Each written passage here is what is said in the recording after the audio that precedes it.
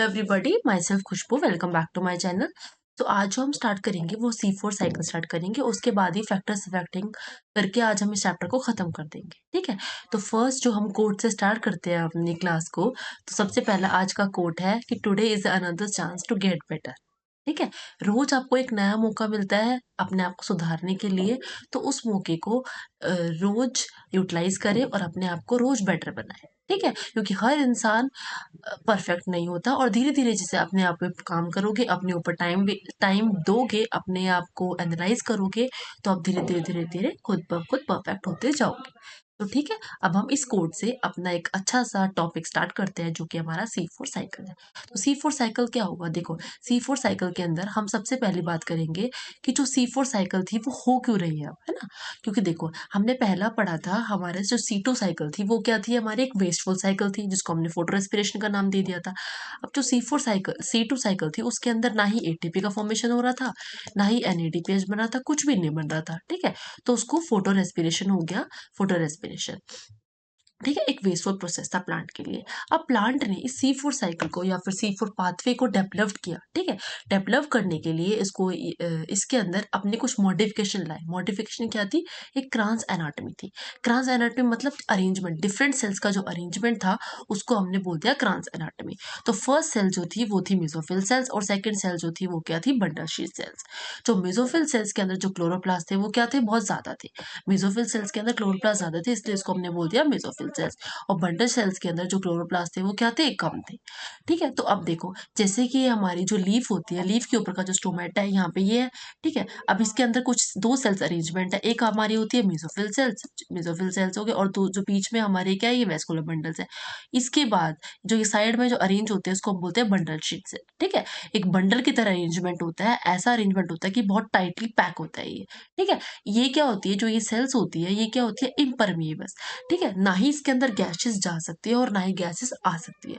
मतलब बहुत ही tightly packed arrangement होता है इसका। ठीक है, हम एनाटॉमी ऑफ फ्लावरिंग प्लांट में पढ़ेंगे, जो हमने नहीं पढ़ा है अभी ये चैप्टर। ठीक है, तो हम इसकी बात करेंगे। बंडल शीट सेल्स में ये होता है जिसके अंदर बहुत ही ज्यादा इम्परमेशन होता है, कोई भी गैसेस एक्सचेंज नहीं होता, और जो क्लोरोप्लास्ट होते हैं बहुत ही ज्यादा टाइटली पैक्ड होते हैं इसके अंदर।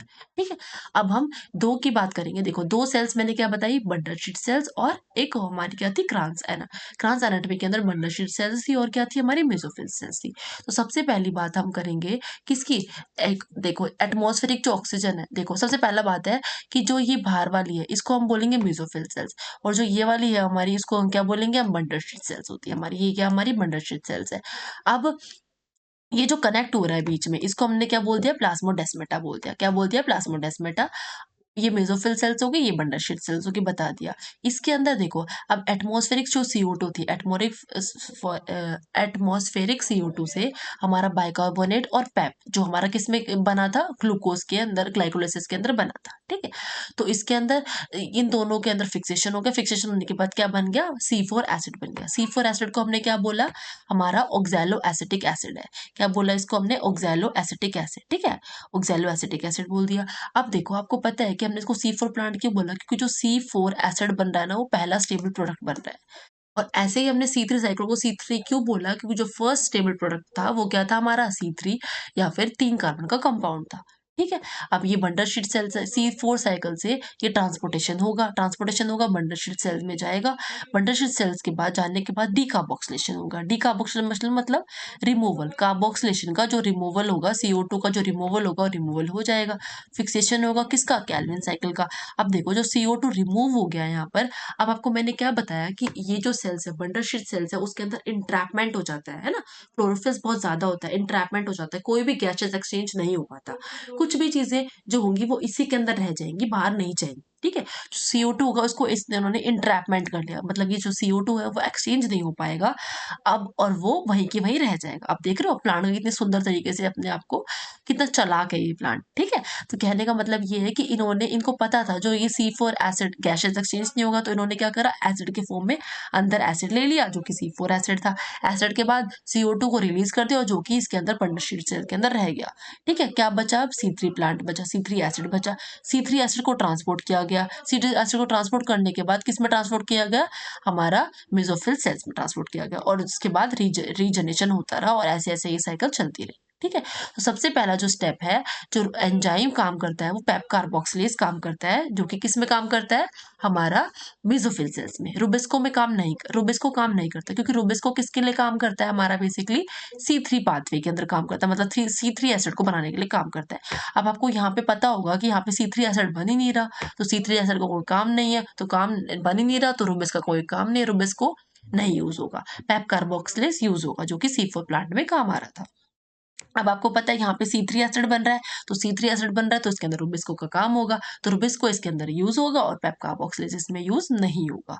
ठीक है, अब ये बंडल शीट सेल हो गई। अब आपको पता है कि जो हमारा जो पहले बना था, मतलब जो हमारा C3 प्लांट था, उसके अंदर हमारे 3 ATP और 2 NADPH यूज हो रहे थे, 3 ADP और 2 NADPH यूज हो रहे थे। अब CO2 को फिक्स करने के लिए दो NADPH, सॉरी 2 ATP और यूज हो रहे थे, 2 ATPs और यूज हो रहे थे और 2 NADPH और यूज हो रहे थे, तो इनको टोटल मिला के 3 NADPH, सॉरी 5 ATP बनेगा और 2 NADPH बनेगा। ठीक है, अब देखो इन दोनों के बीच का डिफरेंस देख लेते हैं हम। सबसे पहले डिफरेंस ये है कि जो एंजाइम है वो कौन सा काम करता है, एंजाइम कौन सा काम करेगा, रुबिस्को काम करेगा। रुबिस्को किसके अंदर काम करेगा, हमारा कैल्विन साइकिल के अंदर, मतलब C3 साइकिल के अंदर काम करेगा। C4 साइकिल के अंदर कौन सा काम करेगा, पेप्सी कार्बोक्सिलेज और रुबिस्को इस काम करेगा। और जो साइकिल होगी वो क्या होगी, C3 साइकिल C2 साइकिल दोनों बनेंगी। अब इसमें C4 साइकिल C3 साइकिल बनेंगी। फर्स्ट एक्सेप्टर मॉलिक्यूल कौन सा होता है, राइबोलोज 1,5 बिस्फॉस्फेट, जो कि होता है हमारा RUPP। और दूसरे वाला क्या होता है, पेप फोस्फोफिनोल पायरुवेट, फोस्फोफिनोल पायरुवेट होगा, that is Pep. First table compound क्या बनेगा, फोस्फोग्लिसरिक एसिड, जो कि 3 कार्बन का है।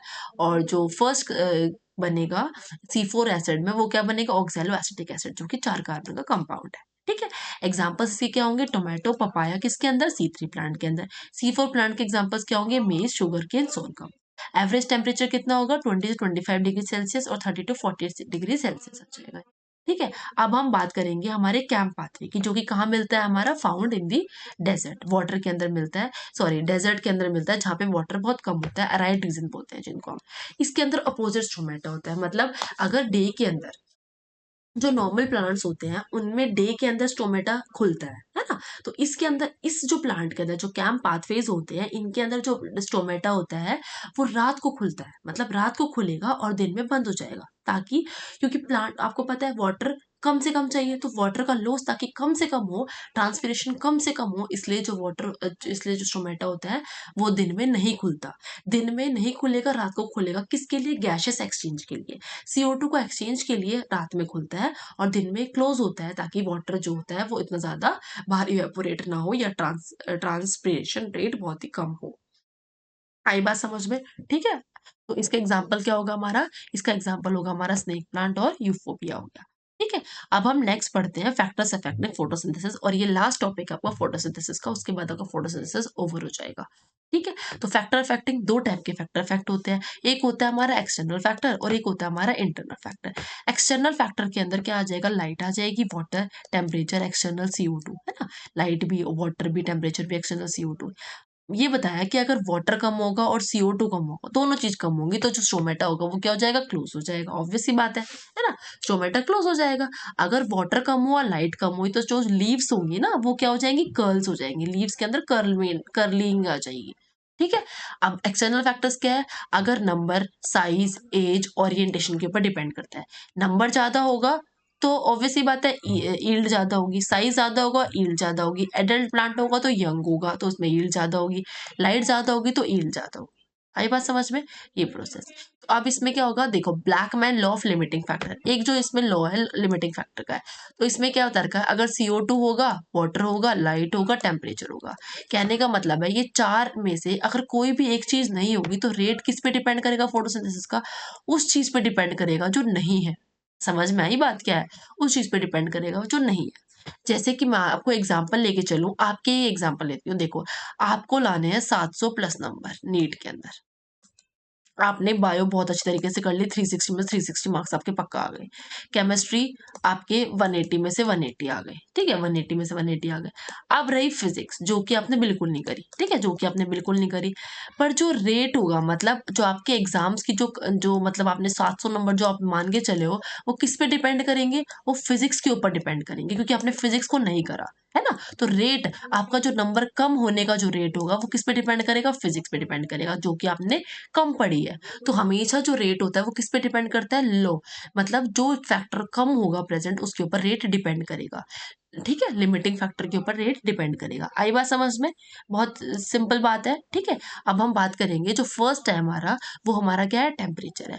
अगर लाइट कम होगी टेम्परेचर कम होगा, ट्रॉपिकल रीजन में लाइट ज्यादा होगी टेम्परेचर ज्यादा होगा। ऑब्वियसली बात है, जो C4 प्लांट होते हैं उनके पास जो टेम्परेचर होता है वो ज्यादा होता है as compare to C4 C3 plants. ठीक है, अब लाइट की बात करेंगे। जो लाइट होगी वो कैसी होगी, लाइट के अंदर क्वालिटी ऑफ लाइट और intensity of light, duration of light. तो क्वालिटी ऑफ लाइट किस पे डिपेंड करती है, पावर रीजन पे डिपेंड करती है, फोटोसिंथेटिकली एक्टिव रीजन पे लाइट डिपेंड करती है। ठीक है, इंटेंसिटी ऑफ द लाइट, और लाइट जितनी ज्यादा लाइट होगी उतना ज्यादा फूड बनेगा। तो जितनी ज्यादा लाइट उतना ज्यादा फूड बनेगा, इंटेंसिटी जितनी ज्यादा होगी लाइट की उतनी ज्यादा फूड की इंटेंसिटी ज्यादा होगी। आई बात समझ में। अब CO2, अब देखो CO2 में CO2 concentration, limiting concentration, non limiting concentration. Limiting होगा तो लो लाइट होगी, लाइट कम होगी तो C3 और C4। ठीक है, C3 और C4। और हाई कंसंट्रेशन होगी तो मतलब हाई लाइट होगी तो CO2 क्या हो जाएगा, ज्यादा हो जाएगा। रेट ऑफ फोटोसिंथेसिस क्या हो जाएगा, ज्यादा हो जाएगा। समझ में आया, CO2 ज्यादा तो रेट ऑफ फोटोसिंथेसिस ज्यादा। आई बात समझ में। तो आपको सिर्फ इतना ही करना है इस चैप्टर के अंदर। ठीक है, और कोई भी डाउट होगा आप मुझसे पूछ सकते हैं। ठीक है, नेक्स्ट वीडियो जो होगी वो किसी चैप्टर की नहीं होगी, वो बेसिकली आपके पूरे जो फोटोसिंथेसिस इन हायर प्लांट है उसके जितने भी क्वेश्चंस हैं, है ना, जितने भी क्वेश्चंस मैं करा पाऊंगी वो सारे क्वेश्चंस लेके आऊंगी और उनको हम डिस्कस करेंगे। ठीक है, तो अगर आपको ये वीडियो अच्छी लगी हो तो लाइक करें, शेयर करें, सब्सक्राइब करें अपने दोस्तों के साथ। ठीक है, और आज हमने ये चैप्टर कंप्लीट कर दिया है और नेक्स्ट आने वाली वीडियो आपकी क्वेश्चंस की होगी। ठीक है, और भी अगर आपको कोई डाउट्स होगा आप कमेंट सेक्शन में नीचे पूछ सकते हो। और जो भी आपको कुछ भी मतलब पूछना है ना, तो मेरे टेलीग्राम चैनल पे आप मुझे मैसेज कर सकते हो, पूछ सकते हो।